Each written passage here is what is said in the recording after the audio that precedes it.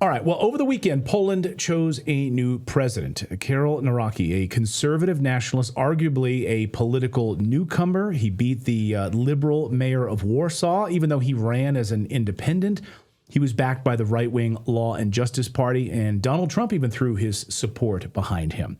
During one of the debates, it was actually funny. He went over and grabbed the Polish flag and took the Polish flag and put it in front of him. And he took I think it was like a trans or a pride flag, and he walked over and put that on the other candidate's front of him. He's like, I'm going to take the Polish flag to support the Polish people. You can take this trans agenda LGBTQ flag. You can have it to yourself. He'll officially start in August 6th. So will Nawrocki's victory, will it challenge the Prime Minister, Donald Tusk's pro-EU government? You know, Donald Tusk, of course, is the Prime Minister, and he is very pro-EU. Are we about to see a big battle unfolding? Let's ask Mike Krupa. He is one of the smartest people in all of Poland, and he's joining us now to talk all about that. Dr. Mike Krupa, political analyst and a great commentator from Poland, Warsaw. Good to see you. I know it's late there, and I know you're just dealing with getting over sickness. So we're sorry. We won't try to make you talk too much here, Mike. Great to see you. So what do you make of this victory? Are we going to see Poland become Poland first, or will we more alignment with the European Union? Well, it's great to see you guys again. In terms of Poland first, during the week before the second round of elections, actually, Po pierwsze Polska, which means Poland first in Polish, was actually one of the mottos of Karol Nawrocki's last week's campaign and the debate that took place at the beginning of the week, which was the last debate of the presidential campaign. So those Trumpian or MAGA vibes are very present, excuse me, in Nawrocki's presidential campaign.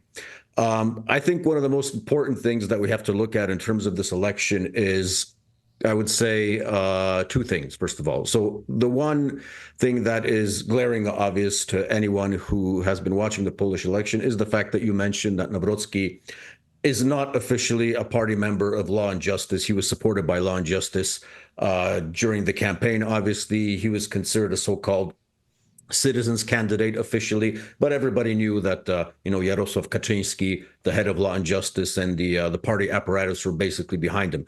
But he did signal, if we are to believe the reporting by Newsweek, Polish edition, just over a day ago, that apparently some of the nominations that are being already proposed to him by Law and Justice are being outright rejected by Karol Nawrocki, which is a good sign. So he seems to be his own man, which is a good thing. And that leads me to my second point, is that if you consider that just around 21% of the vote in total that during the first round of elections went to the number 3 and number 4 guy, respectively Sławomir Mencen, who's basically a conservative libertarian, and number 4, Grzegorz Braun, whom your audience and you know very well, who got 6% of the vote. In total, 21% of the vote was needed by Nawrocki desperately to beat the mayor of Warsaw in the second round, and he got the majority of those votes. So that's why it is imperative for him to open up the presidential palace not to mainstream party members of Law and Justice, but at least put in key positions people that are associated with Grzegorz Braun and with Sławomir Mencen in key positions in the presidential administration. That way he can show that the promises that he made to those voters just before the second round, he's taking them seriously, and he's going to be counting on them 5 years from now when the next presidential elections come up in Poland. So what was the voter shift then? Because obviously there had to have been people who voted for Donald Tusk who now vote for this pro-Poland candidate. So was there a shift like we saw in the American election, people who just abandoned the Democratic Party because they couldn't take it anymore? What was their motivation? That had to have happened, right? As I mentioned, the majority of the right, if you can call it that, went for Nawrocki during the second round. But there was an interesting segment, 10% of a candidate from the first round of elections. His name was Adrian Zandberg, who represents a party called Razem, which basically means together. And Razem sort of is, I would call them an old school kind of socialist type, Bernie Sanders type left, in the sense that they're not so much into the LGBT social issues, but more aligned into, focusing on the working class, focusing on building homes for Polish families, and so on. Generally anti-war, for example, generally anti-interventionist. And it turns out that around 10% of those voters of Zandberg, who everybody expected would vote for the mayor of Warsaw during the second round, actually voted for Nawrocki last Sunday, which is very interesting because, Zandberg many a times has claimed that, Law and Justice, the party that supported Nawrocki, is a fascist party and so on. But at the end of the day, there was an alignment of a lot of issues when it comes to basically day-to-day bread and butter issues of Polish families that party takes into consideration, and that seemed to be a priority for Nawrocki and Law and Justice, at least on an official level. So that was a big surprise. What was interesting was when the first exit polls came out at 2100 on Sunday night, it was 50%, just over 50% Trzaskowski, 49% Nawrocki. But as the count continued during the night, it was about, I think the break came during, it was 3 a.m. in the morning in Poland when it completely turned around, and we started getting, votes coming in from so-called the provinces, smaller towns, which overwhelmingly voted for Nawrocki. And you could say Trzaskowski was already celebrating his presidency, so it was the shortest presidency in Polish history because it lasted 3 hours, literally. So after 3 a.m., it was pretty obvious that Nawrocki won the election, and the liberal left, the globalists, the super EU, the servants of Ukraine, as they called them, they couldn't really, it was sort of like those pictures of those people crying after Trump was elected or when he was inaugurated in 2016, just calling out to the heavens, going crazy, saying they're going to move out of Poland, the same repertoire that we saw in the States. So that was an interesting shift. Actually, before I went to bed, because I didn't stay up for the entire election night, but I knew that shift was going to take place, because if you consider how many of the votes of Braun and Mencen would transfer to Nawrocki, it had to make him a winner. It only made mathematical sense at the end of the day. So the Ukrainianization of Poland has been a big talking point to bring sovereignty and nationalism back to Poland, moving away from this craziness of the EU, this provoking of Russia. Now there's been a lot of questions, will we see a normalization, some sort of an open dialogue between Poland and Vladimir Putin and Russia?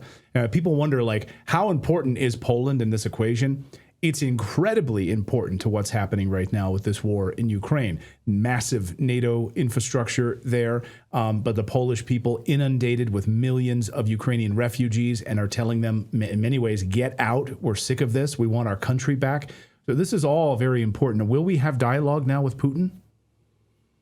So actually, tomorrow, the American Conservative is going to be publishing my article on the potential of a realignment on the presidential level between Poland and Russia. So I'm not going to spoiler you guys. I encourage everyone to visit the American Conservative website tomorrow. It's going to be there. But I think I can say that you have to understand that the Polish political system is constructed as such that although the president is formally the head of state and the head of the armed forces, he doesn't conduct foreign policy per se. The foreign policy mandate is in the hands of the government, so the prime minister and the Ministry of Foreign Affairs. However, our constitution is fairly vague in the sense that it says the president can coordinate foreign policy with the government. So I see a picture where there could be an impetus coming from the presidential palace of maybe not, a new opening with Russia, but at least an easing of tensions, i.e., if Nawrocki is aligning himself, and he hasn't shied away from this, with such politicians in Europe as Robert Fico, Viktor Orban, Simeon in Romania, Donald Trump in the United States, whom he visited and actually had a photo up in the Oval Office just a few weeks before the first round of elections. Generally speaking, all these statesmen have a, if not pro-Russian, but a realist perspective on Russia. And if President-elect Nawrocki were to internalize such a realist approach to Russia, i.e., let's lower the temperature, let's say openly that, and he has said this openly, which I think is a positive development, because before the second round, he made a promise that he would veto Ukraine's access into NATO, he would veto Ukraine's access into the European Union, and most important of all, he said he will not send and he will not approve of sending Polish troops to Ukraine. And he's actually been fairly critical of Zelensky, even before he was candidate. And also he has made it very clear that there will be no more tolerance for the promotion of the cult of Ukrainian nationalism, i.e. neo-Nazism of the Bandera type. He was, as you know, the head of the Institute of National Memory. He's a historian by training. He has a PhD in this regard. And he's very, very acute to the threat of Ukrainian nationalism and knows that there's a lot of compensation from the Ukrainians that has to come about for the historical wrongdoings and the genocide of the Poles during World War II by people who are hailed as heroes today by official Ukraine, that before that's done, we can't even talk about calling Ukraine, a close ally, a close friend. So I'm hoping to see that the presidential administration that Nawrocki is going to build, with outside experts coming in, not only law and justice people, not only party people, but outside independent experts, can create an intellectual impetus for not so much changing the foreign policy, because that's not going to change with Donald Tusk in power, but at least providing a sort of baseline and alternative vision of what realist foreign policy can look like. And let's not forget, the Polish president, despite the fact that he has to sort of coordinate foreign policy with the government, he can meet with whomever he wants and he can talk to with whoever he wants.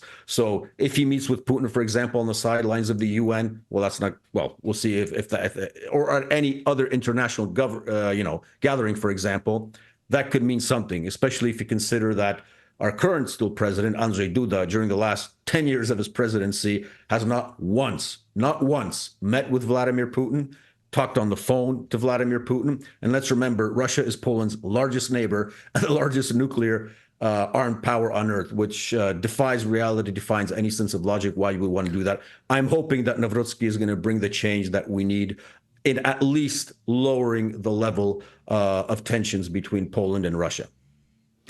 Always an education from Dr. Mike Krupa, always teaching us about what's going on there. We really appreciate it. And the article will be out in the American Conservative website tomorrow. So read Dr. Mike Krupa's great work as always. Thanks. I know you're sick, under the weather. It's late night there in Warsaw. But we have a storm outside our window. Yeah. Then he was messaging me earlier. He's like, I might even lose power. So not only you're sick, you might even lose the power. Thank you for staying up late with us there in Warsaw. Mike, great to see you as always. Thank you, guys. Have a good one. God bless.